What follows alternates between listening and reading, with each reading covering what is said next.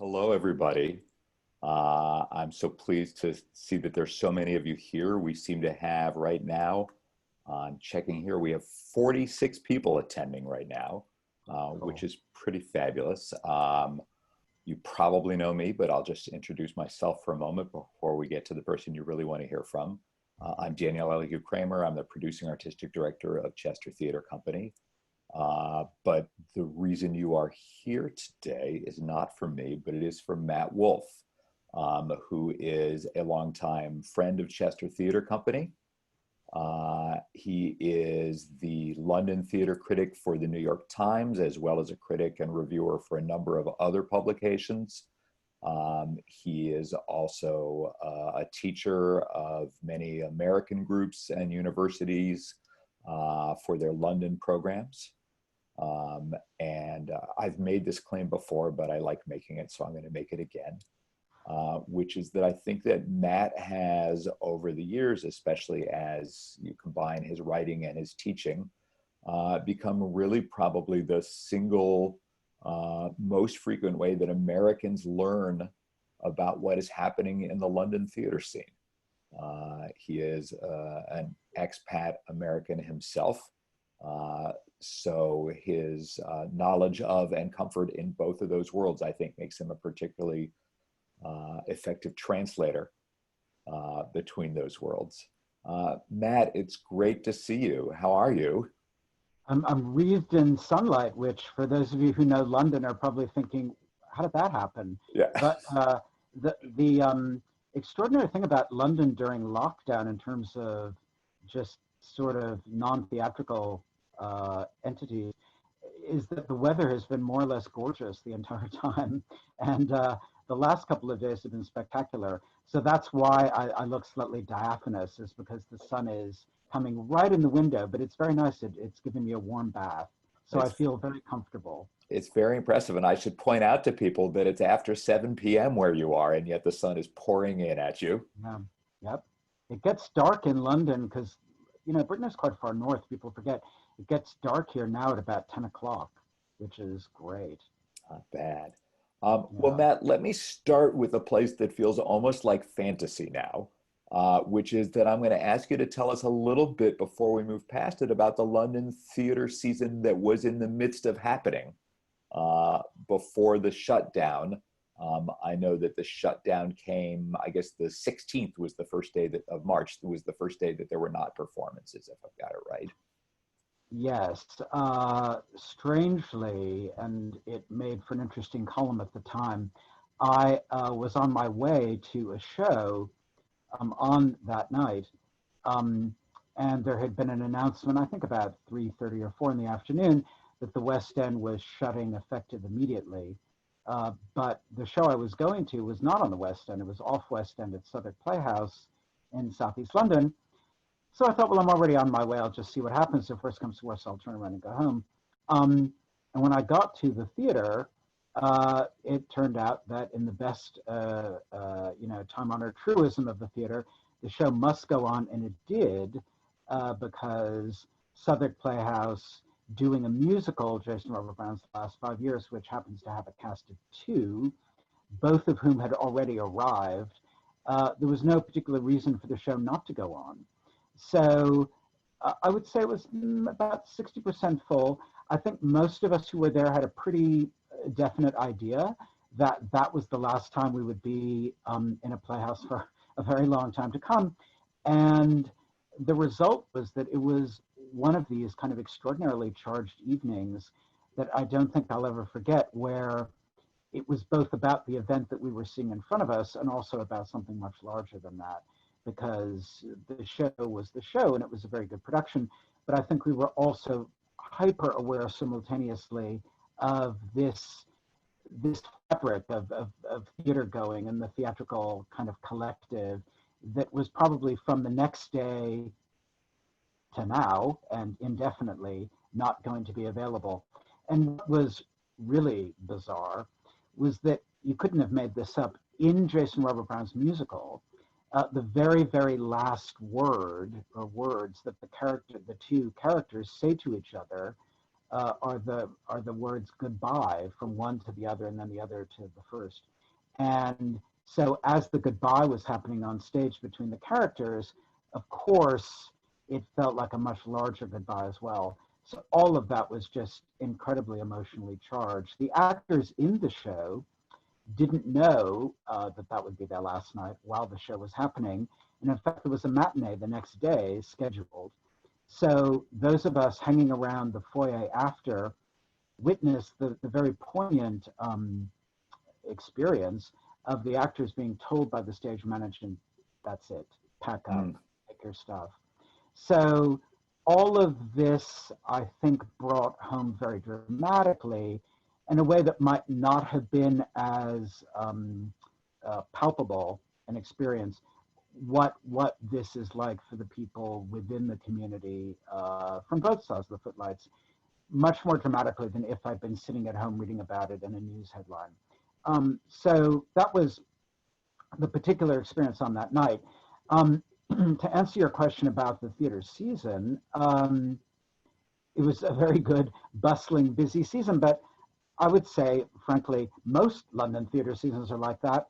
And all I think, maybe we'll talk about this later, but all I think a lot of us are aware of at the moment are all the shows that we thought we were seeing that, of course, now we're not seeing. And my diary, as is true of any critic, hardly unique to me, gets filled up weeks, if not months in advance with openings at this place, that place, and the next. And there was a very strange sort of ritual that I think we all went through with our erasers, where we would sort of turn each page of the diary and just erase everything. And now my diary, which is sitting over here, is a sea of white, except for lovely Zoom conversations like this. So this is the equivalent theater. There you go. Well, that's an amazing story about last 5 years. That actually would have been the same night that if the Chester Theatre Company London trip had happened, that would have been the night we started seeing shows. We would have heard from you, as we always do, the previous day, and we would have been at Leopoldstadt that night. Okay. In fact, I know that we had one intended traveler whose son lives in London and rode over on his bike. He thought, well, they're not coming, but I still got this ticket. I had arranged I would meet my mother there. I'll still go see it. And rode there on his bike, only to discover, in fact, that they had shut down the West End. There were all sorts of very funny trades like this. I teach for NYU London, and that is still going for one more week.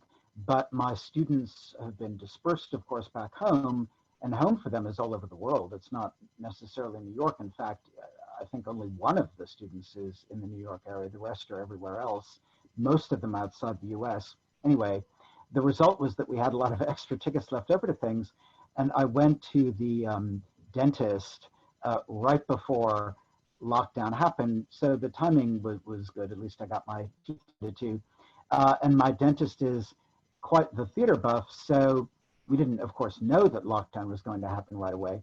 So I gave him a whole slew of tickets to things, in return for which he gave me a clandestine vial of hand sanitizer, because that was when hand sanitizer was hard to find.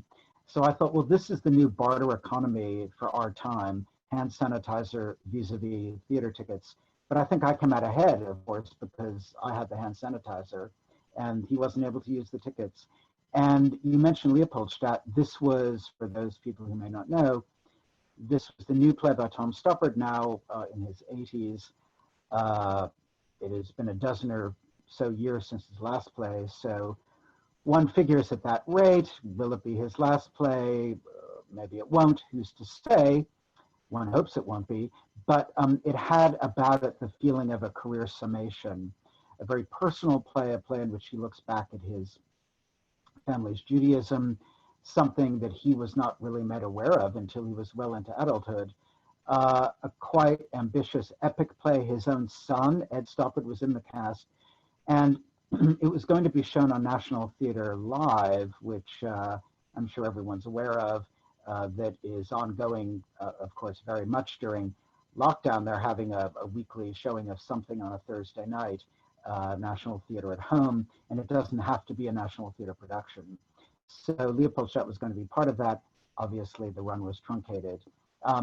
The word is that Sonia Friedman, the extraordinary and endlessly resourceful producer of Leopoldstadt and much else, is going to resurrect the production and bring it back into the West End as soon as she can. But when that is, nobody knows. Well, it's so interesting because, you know, I think about Leopoldstadt, which I obviously didn't get to see. We didn't get to come over. But from what I know about it, and then your discussion of last 5 years, and I'm struck that I think so many plays feel resonant with the experience that we're feeling and the loss that we're feeling. And it makes me think how many plays are sort of about endings or about the passing of a world. You know, Leopoldstadt, obviously about a world that sort of shrinks and goes away. Yes, that's very true. And you're right. In fact, you almost slightly as a critic have to, I think, temper the tendency to see everything as an implicit commentary on this time, because frankly, almost everything in some way or other, as you say, feels like it could be. I mean, strangely, and this might seem totally out of left field, but a couple of days before the last 5 years, I was at a West End, very starry West End revival of Noel Coward's comedy Blithe Spirit. Now, Blithe Spirit is a play, as many of you will know, that was written during the war, the Second World War, premiered during the war. It's a play absolutely that confronts the matter of death head on. One of the central characters in it, Elvira, is somebody who comes back from the dead. And there was in this production, a kind of extraordinary, I don't know if it was ad-libbed or not, but there was a moment on the press night where Jennifer Saunders, playing Madame Arcati, has to, who's sort of the resident medium of the piece, she has to shake another character's hand. And she, Jennifer Saunders, looked very skeptical and not sure about this as she did so. And you just thought, wow, everything now is feeding this moment.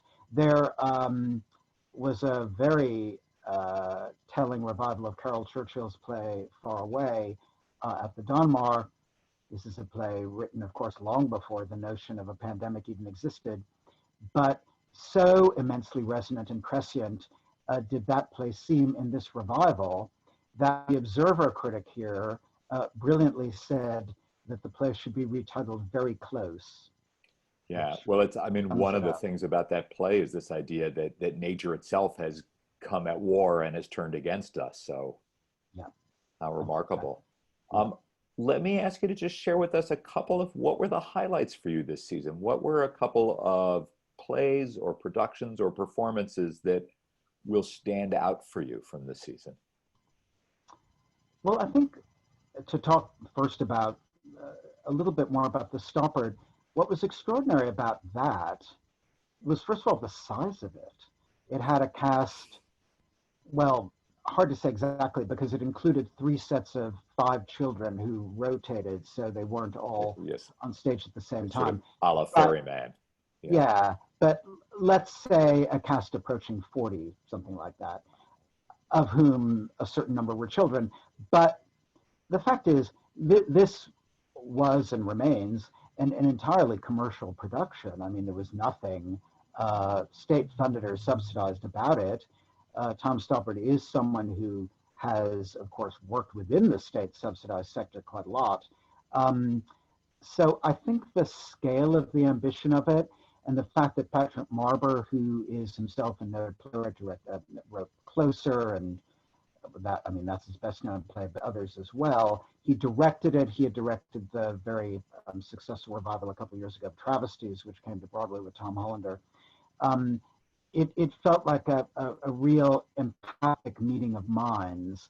Everyone involved working on a scale where you thought, well, if this is the last thing that Tom Stoppard is going to do, let's give it a kind of the full hurrah. Let's just say sort of, let's go out with a bang. So that had about it the feeling of an event, and that was really something. There was, again, one sees resonances in this title. there was a very starry production of Beckett's play Endgame. Oh, which was also on our list for the week. Was that on your list? Yes. Yes. Well, that was Daniel Radcliffe and Alan Cumming playing Hammond Clove. For those who don't know the play, it's tragic comic. I mean, there is definitely comedy to it, although the worldview of it couldn't be more bleak. But one of the characters says in the middle of the play that there's nothing funnier than unhappiness, which is a very Beckett thing to say. One of the characters can't stand up, another one of the characters can't sit down, so that gives you a sense of the landscape that we're dealing with. But it was really quite amazing to see Cumming and Radcliffe working together, particularly I think in this instance Radcliffe, who ever since he, put away his wizardly cloak as Harry Potter, quite frankly, never had to work again from age 20 or whatever, but, obviously wants to continue working. And he has done play after play after play after play and musical on both sides of the Atlantic. And he keeps stretching himself. He doesn't ever settle for the obvious. And, he'd never done any Beckett before. He did Tom Stoppard, in fact, a couple of years ago. Right, we actually saw that Rosencrantz and Guildenstern production. Yeah. He did a big Broadway musical, How to Succeed in Business Without Really Trying. He's not a song and dance man. So you just feel like if the challenge feels kind of outrageous, he's up for it. And I thought in Endgame in particular, more than anything I've seen him in so far, the challenge was out of his comfort zone and he absolutely met it. And there was something really thrilling about the sheer hard work that he's put into becoming the best possible actor he can be, already at such a young age, having been more successful than most actors can ever be, also being really good. So that was nice. Returning to the Carol Churchill well, there were two productions, in fact, of hers running concurrently. One we just mentioned briefly, Far Away. Then there was another, a very different play, but a beautiful production at the Bridge Theatre in Southeast London, right by London Bridge. This was a later play of hers, a little later than Far Away, called A Number. Both A Number and Far Away began originally at the Royal Court in Sloane Square, so they began at the same place, but have now, been done all over the world. A Number is very interesting because I've seen it so many times, and every time I see it, it falls differently. The resonances feel more meaningful, perhaps the older I get. I actually don't think A Number was one of these plays that felt about the pandemic. So that maybe is a good thing, but it just felt about the mystery of human existence, which is the, I suppose, eternal question that we go to art to have answered. It's a story, for people who don't know, about a rather questing father, played in this production by the absolutely wonderful Roger Allam, who discovers, or is made to discover, that through some sort of accident of genetic cloning, he has all these sons, probably many, many more sons than he even is aware that he has. And he's visited in the course of the play by several of them. And the conceit of the play, from the first production to this one, is that all the sons, each one of whom is totally different, all the sons are played by the same actor. So in the very first production at the Royal Court, Michael Gambon played the father, and Daniel Craig, pre-James Bond, played the sons, and they were both amazing.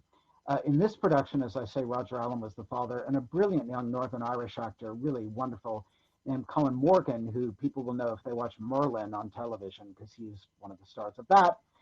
He played the three sons that you see. And the production was very, very beautiful, very mysterious, very haunting. One of the interesting things about this revival and Far Away, both of them, they were designed by the same woman, Lizzie Clacken, and both of them were very naturalistic, which is fascinating because every other version I've seen of Far Away and A Number have been determinedly non-naturalistic.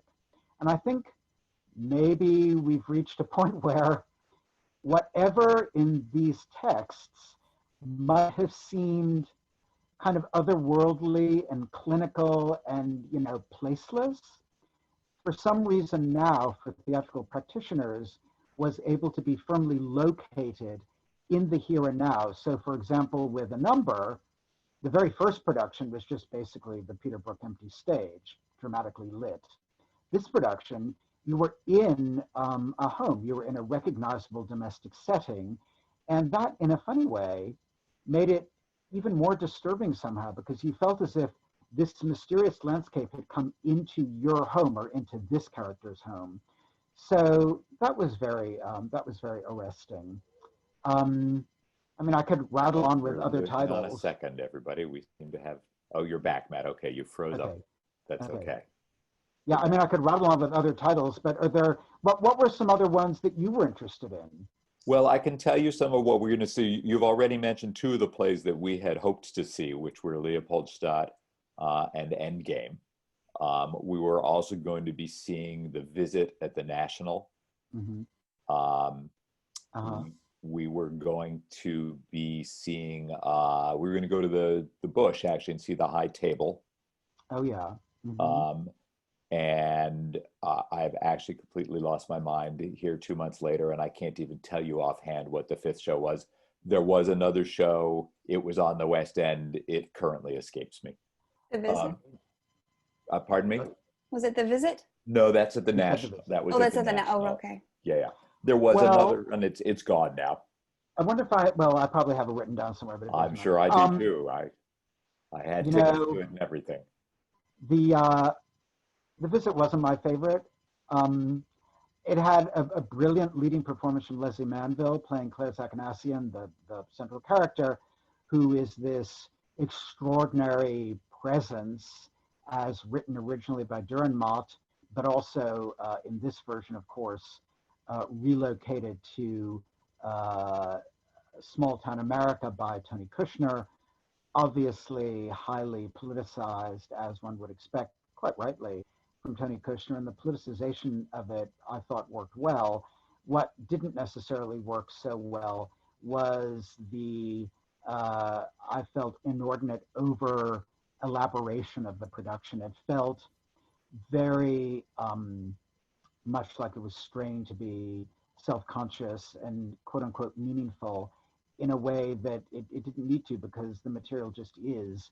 And it felt a bit bombastic and a bit inflated. Having said that, Leslie Manville, who may know, she was an Oscar nominee a couple years ago for her performance as Daniel Day-Lewis's sister in Phantom Thread, and she was married a long time ago to Gary Oldman, but that was, for Gary Oldman, that was many marriages ago. For him, not for her. And she has become one of the leading actresses in this country. In fact, little digression, but it might be interesting for your group, Alan Bennett's wonderful series of monologues, Talking Heads, which many people will know, which are some of the great theatrical monologues of the last 20, 30 years, originally written for television, then many of them done on stage. They're now being refilmed for television with a whole new set of actors, and there are several new ones added to the mix. And Leslie Manville is going to inherit the monologue Bed Among the Lentils that was done originally and extraordinarily by Dame Maggie Smith. So Leslie Manville is entering very challenging territory, because Maggie Smith is tough to topple, but I'm sure Leslie will do it very well. You mentioned the Bush Theater. The High Table was one of 4 productions I would have seen the week of the 16th of March, beyond the last 5 years, had I been able to see anything else. And it's funny with the last 5 years, because I was juggling which show to see that night, Monday the 16th. And of the options, the last 5 years is the only one that went on that night. Interesting. So if I had picked any of the others, I would have had a night at home. So in a way, the timing worked out well. There you go. Please go on. Oh, but just to say a little something about the Bush, they had a production which I'm going to beat the drum for, because all things being equal, I think it would have been in New York by now and probably back on the West End, or maybe the other way around. Anyway, it's an extraordinary one-man play written by and performed by a British or Scottish, specifically, comedian named Richard Gadd, Gadd. He's a comedian quite successful on the stand-up circuit. The play is not funny at all, but it's extremely compelling. It's called Baby Reindeer, and what it's about is his real life experience of having been the victim of a stalker, which came about in a very odd way. He was working in a pub to earn some extra money, as you do, and there was a woman who came into this pub who struck up a friendship, across the bar with him, and he was being polite to her, as you might hope to be in that situation. She wildly misinterpreted it and thought that they were developing something which they weren't developing. Anyway, to make a very long story short, because I don't want to give away the play, he kind of nipped this in the bud very quickly. She did not, and well, at least according to the play, when I saw it many months ago at the Bush, she continues to haunt him still, and his family and his partner and so on, although there have been multiple restraining orders taken out against him, against her. But what was amazing was how he and his director, John Britton, were able to fashion this into something genuinely theatrical. It got rave reviews. Sonia Friedman, the aforementioned producer of Leopoldstadt, was going to bring it to the West End, to the Ambassador's Theater, and it was going to be done in Brooklyn, in New York. And this is a play, and maybe we'll talk about this later in this session. This is absolutely a play that if people are looking to open up theater gradually, this is a play you could do very easily because it's just him. You don't have to socially distance at all. Absolutely. I've recalled the fifth title we were going to see was Cunene and the King was the other play that was on our board. Oh yeah, well that was it's an RSC production. Most interesting about that, probably less in a funny way, less the text per se, and more just what it represented to have these two actors sharing a stage together. The actors being John Connie, great exemplar of the African theater, a black South African performer who many years ago, I remember my parents taking me in my comparative theatrical infancy, taking me to see him and his performing colleague Winston Shona on Broadway, to see them in a double bill by Athol Fugard of two plays, Siswi Bansi is Dead and The Island. And I can't remember what year this was, 1974, 5, something like that. And they were nominated for a joint Tony Award for Best Actor, and they won. And what was extraordinary about their winning that Tony Award in the mid-70s was that as Black South Africans working abroad, that was all very well and good, but they had no legitimacy whatsoever in their home country. They weren't classed as citizens. So here they were in New York winning Tony Awards, and in their home country, they basically didn't exist. So that was a big story at the time. Obviously, things have moved on since then. And Winston Shona sadly has died. John Connie's still around, and he and Sir Anthony Sher, leading South African actor and writer and artist. Anthony Sher does a lot of drawings and sketching and painting. I have 2 of his books just over here on my shelf. South African born and bred, but he's lived in London for a very long time. So for them to share a stage, sharing a story about the South African experience is a little bit of living history. Yeah. Before we go further, I realized that I was supposed to let folks know a couple of things as we began. So I'm going to back up for a moment and tell them. I'll be asking Matt some more questions, but we will stop with that in time to get some of your questions in. So as the little panel some of you will have seen as you were waiting told you, down at the bottom of your screen, you'll see, among other things, a Q&A function. And if you click on that, you can type in questions. And then Tara Franklin, our Associate Artistic Director, will, when we hit that stage in the conversation, be raising some of those questions up for us to discuss. So just a reminder that that's how we're doing it. I'm thrilled to tell you that there are currently about 48 people attending right now. Great. And please use that question and answer section and let us know what it is you'd love to hear about from Matt.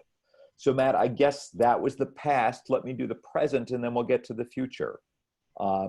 So I'm sure like many of us, you are trying to sort of sample and navigate your way through some of the offerings that various theater groups are putting out there through this sort of remote period. And I'm curious, what, if anything, you have found engaging, and just more broadly, sort of how you're thinking about and how you find you're experiencing those offerings. That's a really good question, Dan. It's evolved and changed. I mean, we're 9 weeks into this now. I think when it first started, I feasted avidly, perhaps a little over maniacally, on anything streaming just because I thought I kind of need that fix. I don't really feel that anymore, which I think in a way is a good thing. I think I just feel a little bit calmer in myself. A lot of it consisted of back catalogs of theater XYZ. Some of the stuff I'd seen then I didn't need to revisit or whatever. I feel now that I'm more drawn to stuff created afresh in the moment. I mean, the National Theater at Home stuff every Thursday is great, but I've seen a lot of those, and you know, I would have, of course, recommended everyone see Ralph Fiennes and Sophie Okonedo and Antony and Cleopatra in that YouTube format. But having seen it live in the Olivier Theater, I didn't particularly feel the need to revisit it. But for example, tonight, if I can stay up late enough, because it's starting at 1 o'clock in the morning London time, I would love to watch Bryan Cranston and Sally Field do Love Letters. I mean, I've seen so many versions of Love Letters since the first production back in 1988. I remember when Charlton Heston and his wife did it on the West End, George Grizzard and Elaine Stritch. I mean, the combinations of people I've seen do Love Letters are legion. There was a period in New York where I think they were changing the cast every 2 weeks or something. Anyway, I absolutely adore Bryan Cranston and Sally Field, and I just think the notion of them doing it is probably worth my staying up till 2:30 in the morning. And this is something, you know, conceived afresh in the moment. There was an interesting Tom Stoppard radio play, actually I think it might have been written originally for television. Anyway, it wasn't for the stage, from the 60s, called A Separate Piece, nothing to do with the American novel of the same name. And that was done specifically for the streaming format a week or two ago. And Denise Goff was in it, David Morrissey, and Tom Stoppard's son, Ed. So to answer your question, I'm personally looking for more of this kind of stuff, partly because, you know, I'm looking for stuff to review, and that kind of thing is, from my perspective, more easily reviewed than returning to the well of something that I already reviewed live. Do I really have much more to say about it on screen? I will make one very marked exception to this, which is that I assigned for my American students, well, they're not American, for my NYU students, most of whom, in fact, are not American, I assigned them One Man, Two Governors, shown via National Theater at Home, a production that I had seen 6 times in the theater, including once on Broadway.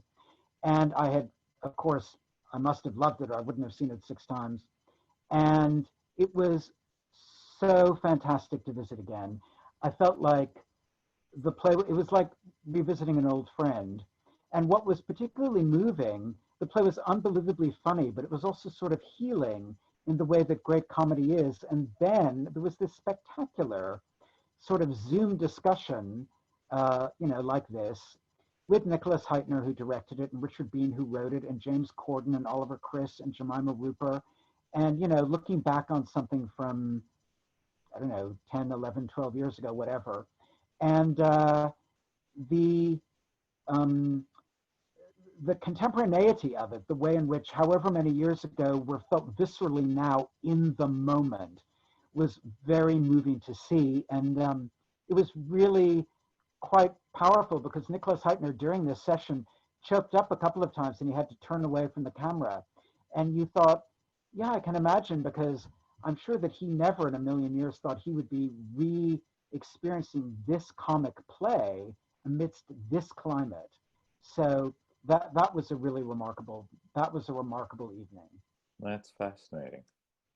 Well, let's talk a little bit about, and now we will all begin by saying, like everybody else, we're guessing, we're imagining, we're wondering what comes next. I mean, I know that, you know, I've been reading a few things, you know, the stuff that you shared.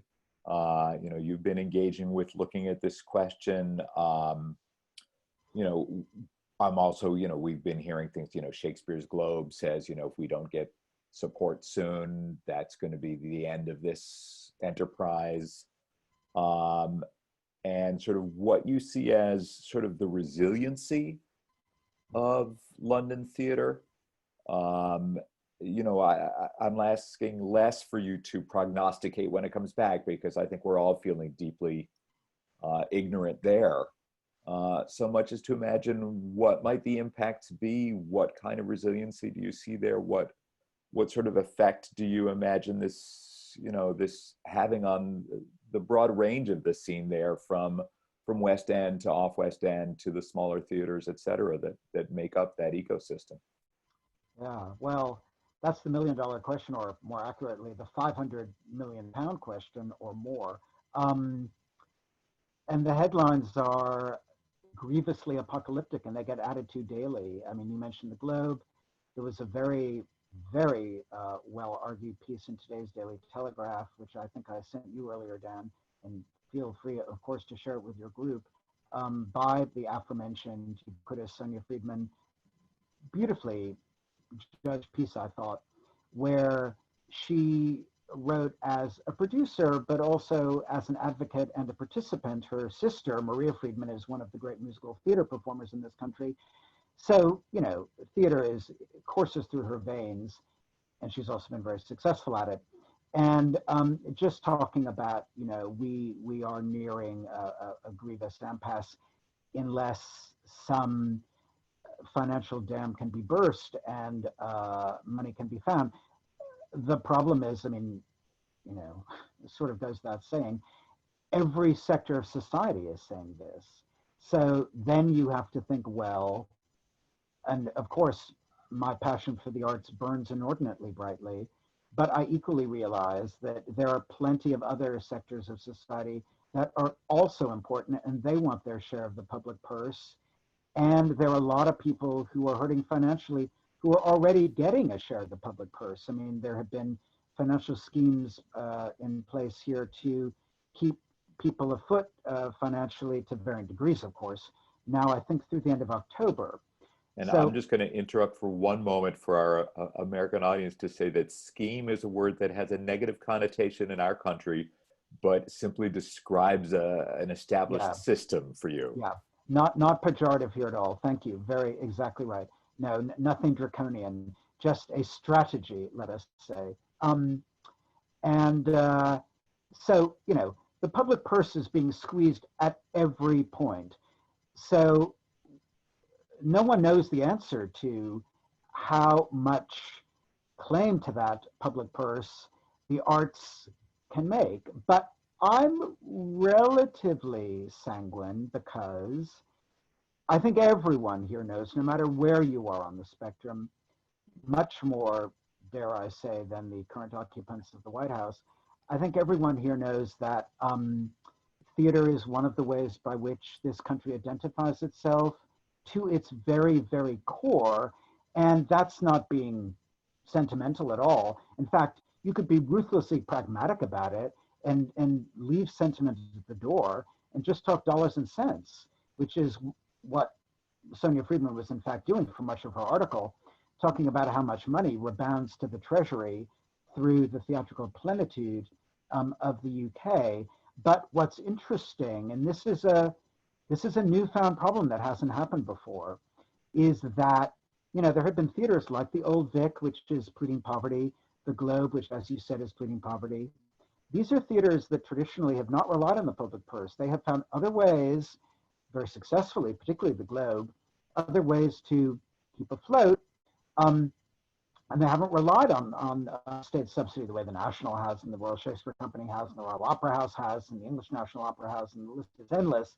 So now, for all those other places like the National who still need their share, and then of course the Globe is going to say, well, don't forget about us. And then the Old Vic is going to say, well, if you're attending to the Globe, then we're over here as well. I just am not sure how that's going to work. But I do think that everyone here knows the importance of theater to the fabric of Britain. And I just have to believe that, you know, some way will be found. What that way will be, I have no idea, but it's not my job to know that. My job is to advocate for it and to comment on it when it happens. But I will tell you that Boris Johnson, the Prime Minister of Britain, is someone, whatever you think of him, I have seen him at the theater several times, including once at Shakespeare's Globe. I'm trying to remember what the play was now. In fact, I think of all the recent political leaders in Britain, except for Theresa May, all the others I've seen at the theater at least once, if not more than once. And I think that tells you something about the fact that people here respect and revere the theater. So I don't think it will be allowed to just wither overnight. The thing about the Globe that perhaps people don't realize, and it's worth pointing out, is that they make a lot of money from their education department, a lot of money, and they will be hurting big time from that. Not just the performances, although obviously the performances matter, but you know, Syracuse University of London, where I teach, has a special affiliation with the Globe. So if all of that has dried up overnight, which I suspect it has, that's a real body blow. And I would imagine that that is hurting them as much as the box office. Yeah, I mean, I know that Smith College, where I also teach, has just announced that they will not be permitting students to do any study abroad programs in the fall semester, and they are withholding judgment about the spring semester. And I'm sure they're not outliers there. Let me ask you, Matt, just briefly and about the future in a different way, which is to say, I asked in a sense about the resiliency of the theaters, which is sort of a question about, you know, who's going to be there at the far end of this. But I think it's almost impossible not to speculate a little bit about what the impact of the events we're living through now may have on the kinds of theater that get created, on the plays that people write, on the existing production, you know, the existing plays that people choose to visit with new eyes, et cetera. And I wonder if you've done, you know, any thinking or have any, you know, anything you've been imagining about that. Well, I read a column a couple of weeks ago for the New York Times, which was sort of, it had a very impromptu generation to it, which was just walking by my local theater in North London, the Hampstead Theater, noticing completely circumstantially that every single play they had coming up in their current now aborted season required a cast of 2 or 3. That wasn't nothing to do with the pandemic. They didn't know the pandemic was going to happen. It was just the way they had programmed it. They wanted a lean and mean season financially. And I ended up doing a column about the fact that that season could actually be quite legitimately and properly programmed starting tomorrow, because they could actually do it, as Greg Ripley Duggan, who is the producing director there, told me. But there are 2 questions here. One is the work that will be on stage, which is what you're talking about. And then the other is the people who will be in the audience, because obviously the work can't happen in a vacuum. And those are separate but equal questions. I think there's a great concern about what if you gave a party and nobody came? And initially, you know, we're 9 weeks in, maybe 9 weeks from now, things will have changed again. You know, this is ever evolving. I think initially the feeling was, let's just open and socially distance, and let's just, the chips will fall where they may. And if I've got 5 empty seats next to me, then great, I can stretch my legs out. I think now the feeling is that's not actually really what theater is about. Theater is about the collective, and the whole point of theater is sharing it with people, and people who really wants that. And also, practically speaking, yeah, you might be able to do that in a 2,000 seater. But if you've got a 200-seater like the Dalmar and you sell every fifth seat, forget it. So that's probably not the answer in any substantive way. As far as the work that is going to get produced, I mean, one likes to think that theater holds a mirror up to the times. Is everything going to be grievously apocalyptic? Not necessarily. Maybe we'll get, plays about the renewed emphasis on compassion, community, generosity. I mean, I've been so struck from not the playwriting side as much, but the performing side, the volume of galas and fundraisers and, the Sondheim 90th birthday thing a couple of weeks ago in New York on the occasion of Stephen Sondheim turning 90. Actually, it aired a couple of weeks following his literal birthday, but it's still online, I think. And if you can find it and watch it, it's a treasure. And I will, partly because I'm writing a book about performing Sondheim, I will be rewinding it for many a time to come.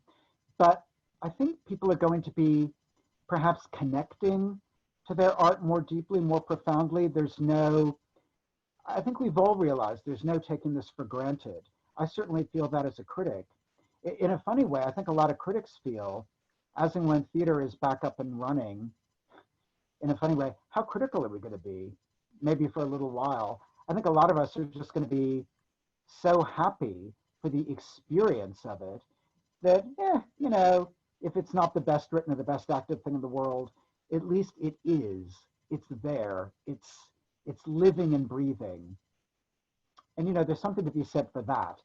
So arts journalism, just to fly a little flag for that, I am not at all sanguine about the future of that, because I can tell you, with a very healthy theatrical economy, arts critics and theater critics have been for many years, and I think I've told your group this when I've come to visit you at the pub, arts journalists are always the first to be chopped. And I will be interested to see how many critics come out the other side of this with their jobs intact. Because a lot of newspapers and magazines and websites are hemorrhaging cash, and that is an easy cut to make. So I don't know, but I am actually cautiously optimistic, because I do think that the urge to create and to tell a story has got to survive this. And, if you look at Shakespeare's time and the quantity of pandemic that existed during Shakespeare's very brief life, it came back again and again, and yet the work kept rising up and the audiences were there. So, there must be a way. Absolutely. Tara, what I'd love to do now is let's just take a couple of questions that our attendees have put in. And Tara, I'm hoping you can maybe feed us a question or two. Before we do that, I just want to say one thing for those who are with us. Matt was talking about the NT Live, which is now NT Live at Home, and how they are streaming different productions, not all from the National. And they stream each for a week. I'll just point out that the one they begin today is actually the Young Vic's production of A Streetcar Named Desire, and we will be Chester Theater will be doing one of our talkbacks about that. So if you want to sign up with us, what you can do is on your own at any point through their YouTube channel between now and next Thursday, watch that production. And then the following week, we'll be getting together and have a discussion of that production. So I'm just going to make that little pitch. Tara, do you want to feed us a question or two? Yes, we have some wonderful questions, a couple of which were answered already. So I will go with the ones that maybe you haven't talked about yet. The first one, Matt, what acting groups, if they were, needing donations, and obviously a lot of people do, are there any ones in, specifically that you can name that are accepting donations? A couple of our patrons are interested in supporting them. Well, first of all, how extraordinarily, that's very moving and generous to hear. Are they talking about entities in Britain or anywhere? Maybe they'll answer me. Yeah, Yeah. she just said, what acting groups should we support with donations? And I'm assuming it's I would think in in Britain. London or in Britain, Yeah. yeah. And yes, Well, and I'm just going to interrupt for a moment because somebody has wonderfully written in the Q&A, patrons should support Chester Theatre. So Yeah. I didn't say it, I'm merely passing it on. But Matt, let's let you answer the real question. uh, it's sort of like choosing a favorite child. I know. Is this one of the times I'm supposed to stop recording, Matt? Well, no. You know, I've had this conversation, Dan, with British friends of mine who have the wherewithal to be philanthropic, which is wonderful. And I am always sort of flying a particular flag for the smaller London theaters, because the bigger ones, like the Old Vic and the Globe, whom I love, don't get me wrong if this is being recorded, I love you guys, but they can make a lot of noise and they are going to generate headlines. And if the Globe closes, which it's not going to close, trust me, it's not going to close. But if the Globe closes, threatens to close, that's international news, because everyone knows what it is. It's a building on the Thames that would, be like saying Big Ben is going to be torn down. So I would be very drawn towards some of the smaller institutions in London where less money would go further, like the Finborough and Earl's Court, a tiny theater that seats 50, who I would think really are at risk of closing because it's impossible to socially distance there. You'd have an audience of 2, and they're situated above a pub, and they're already run by the seat of their pants. So now they're probably not wearing anything at all. And they're brilliant and they punch way above their weight. So I would think about them. I would think about the Almeida, the Donmar, the Royal Court, the Hampstead, the Bush, the Gate in Notting Hill, the Arcola in Dalston. There's probably many more than you need, and many more than you've probably heard of. That's wonderful. I would go to that level. That's wonderful.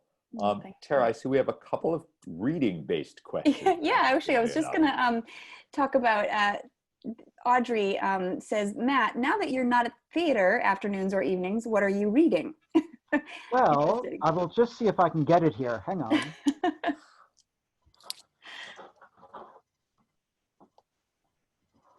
It's a wonderful book by, I don't know if you can see this.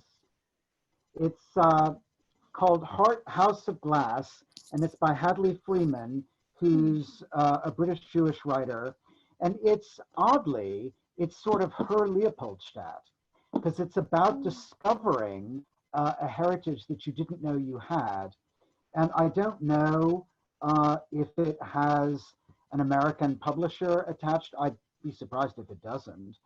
But it strikes me as, first of all, it'd make a great movie. And I'm sure that if it hasn't been sold yet to the States, it will be. So this is what I'm working through at the moment.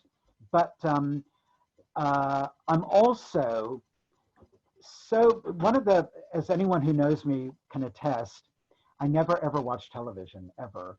So one of the things I'm using this time to do is make up for lost time.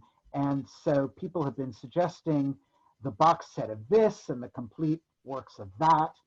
So I'm trying to, get my head around, I haven't seen any of Hollywood, for instance, which I've heard mixed things about, but it's got so many wonderful theater people in it, including Patti LuPone.